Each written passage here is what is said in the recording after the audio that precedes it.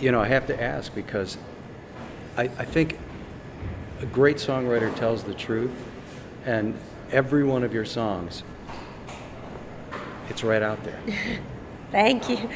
Sometimes I feel like it's laziness or lack of imagination that I'm just, what's your band name? Jen Chapin.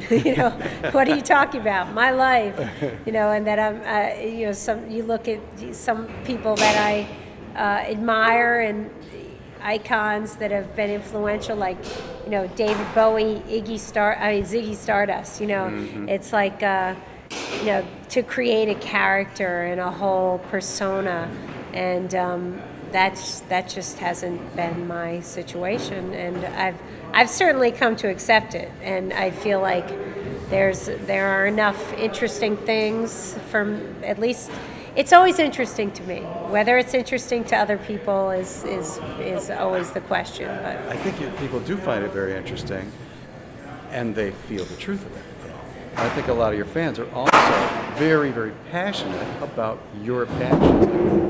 I'd love to hear you talk about your work with world hunger, with feeding people. You write about it in your songs. It's something people can believe in.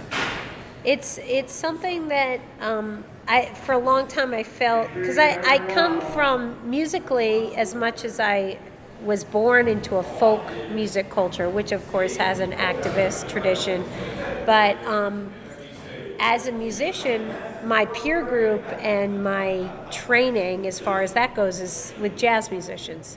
And in jazz, there's definitely the ethos of, like, you're just working on your instrument, you're in your own kind of bubble, and you're just getting better and better and working on your technique and so on.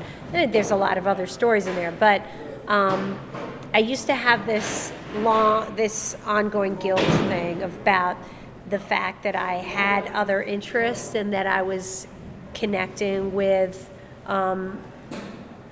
the food justice movement and so on, and I felt like, and my husband has been, as any great married partner is, a little, the little question of, like, well, is that taking away from your music? Are you spending enough time, focusing on your songs with all your volunteer work and so on? But the cool thing is that recently there's been increasing synergy and integration, and I think it's partly just the world that now things aren't so segmented. Everybody is a hybrid, hyphenated in their work, in their lives, and so it's been cool that I've been able to sort of express who I am and have that be honest and have that be understood.